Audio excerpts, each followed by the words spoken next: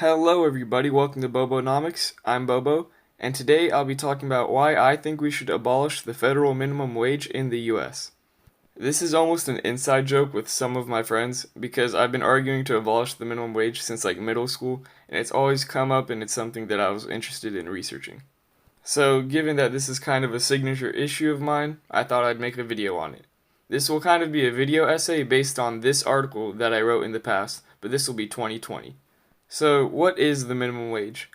The basic definition is that it's the lowest wage permitted by law or by special agreement, such as one with the labor union. The current federal minimum wage is $7.25 an hour, but some states have their own set minimum wage. In this video, I'll prove that we don't need a federal minimum wage, but I'm generally against state laws for minimum wages as well. Not only is the federal minimum wage not needed, but it also harms businesses and limits our freedom. So, the main argument against the minimum wage is that it virtually dictates what an employee can do. It does not allow two consenting bodies to formally and legally agree on a wage for labor. As long as everything is voluntary/consensual, I think government has no authority to determine what a private business and an employee can agree upon. The minimum wage can prevent both employers and employees from finding jobs that fit their needs or desires. If I'm like a 15-year-old that wants to legally work, and I'm okay with doing something really easy for $5 an hour, then I should be allowed to do just that. Same thing goes even if you're an adult that wants benefits such as healthcare or store discounts versus a higher wage.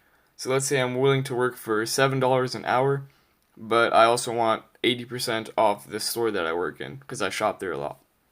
Obviously, these can be some extreme examples that don't happen often in real life, but similar variations occur all the time, and a minimum wage doesn't allow people to be flexible with benefits and wages, and it doesn't allow people to hire younger people or people for very easy jobs. Now, some of you may be asking, but Bobo, won't this let businesses exploit poor people or hurt homeless people that don't have many options for jobs? And I would argue, well, no. Minimum wage laws themselves prevent poor people from getting the jobs or benefits they desire. Think about it. It's not the highly college-educated people that are working at minimum wage. It's people that have low skill or teenagers that are just entering the job market. If I'm earning $80,000 a year at my corporate job, I could care less if the minimum wage is $5 an hour or $15 an hour. The minimum wage hurts people that are the lowest income earners. As famed Nobel Prize economist Milton Friedman asked in an interview once, how is a person better off unemployed at $1.60 an hour than employed at $1.50? No hours a week at $1.60 comes to nothing.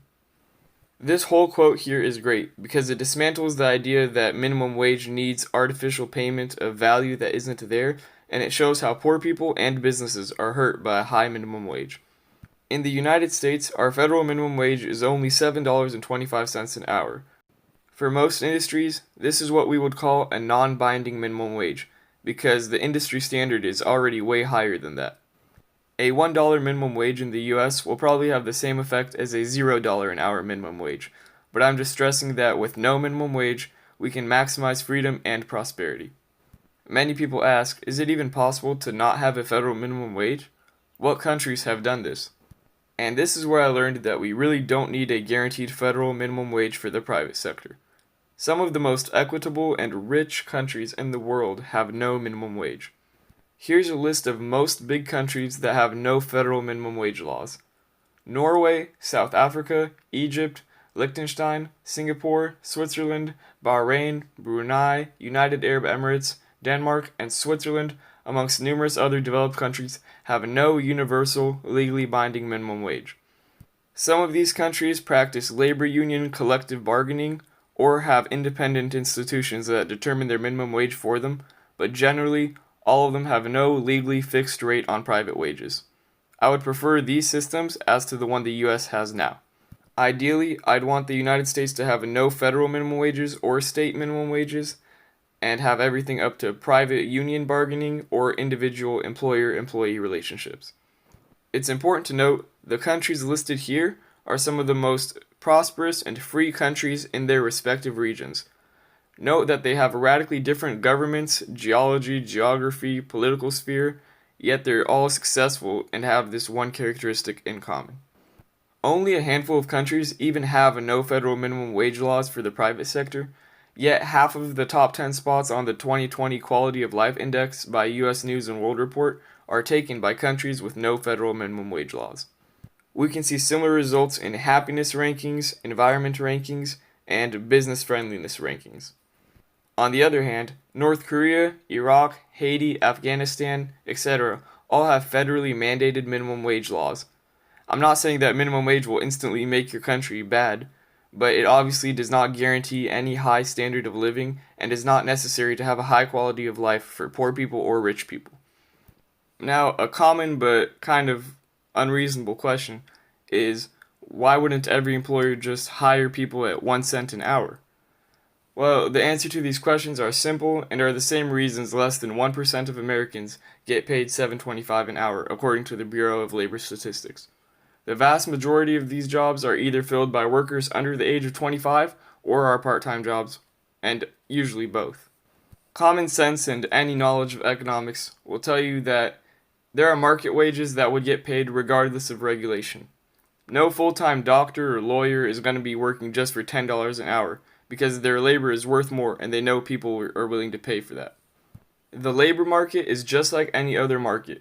There's a supply and demand for workers.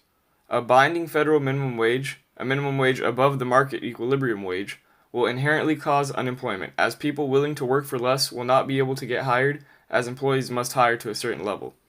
Binding minimum wages virtually always either increase unemployment artificially, make people cut benefits, or make people cut hours that employees can work.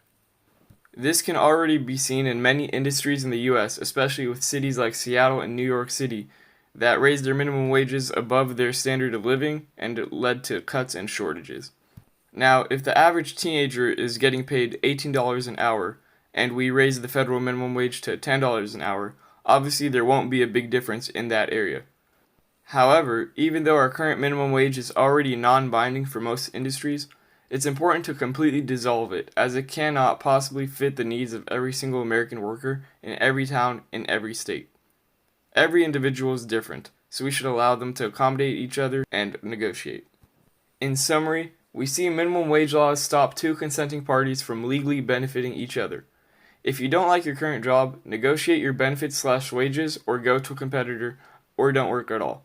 If you can't find a competitor to match your demands, you're either not skilled enough to find alternatives or you're already getting the best offer possible available. You can also create your own jobs in a free market, which is another option for people that don't find a suitable position.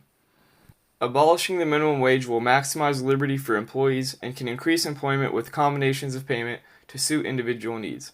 In contrast, the argument for a higher minimum wage requires sweeping government intervention, loss of jobs, restrictions on benefits, and promotion of an economic policy that can be detrimental to the mere existence of business if pushed too far. We're better off having no minimum wage and allowing people to agree individually. As long as private unions are allowed to fully exist and function, while ease of business is high in the country, standards will overall go up and specialization can occur for the infinitely different levels of skill and demand in the labor market.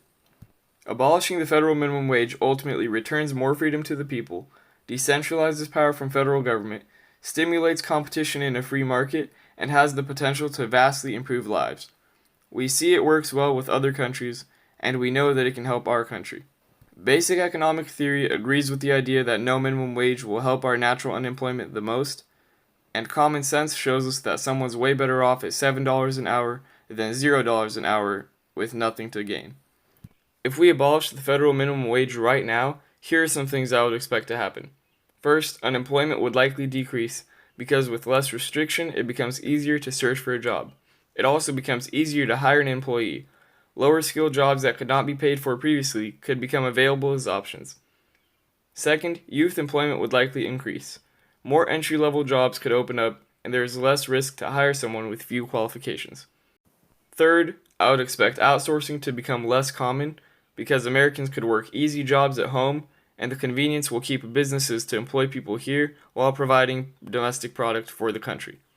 Well, that's the end of my case, guys. In a time where people are advocating for a higher minimum wage, I say we just get rid of it completely because the minimum wage hurts equal opportunity and freedom. I'm not the only one to come up with this idea. Lots of PhDs, economists, and political thinkers agree with me, but I wanted to share because this is something I've researched a lot. It seems obviously good to do, and I don't think it gets enough exposure in current media. I can't cover every nuance possible to the minimum wage and why it should be gone, so please feel free to comment questions or arguments in the comments and I'll make sure to respond. If you liked the video or even just learned something new, feel free to like, comment, and subscribe. I'll be posting more videos like this soon. So thank you all for watching and have a great day.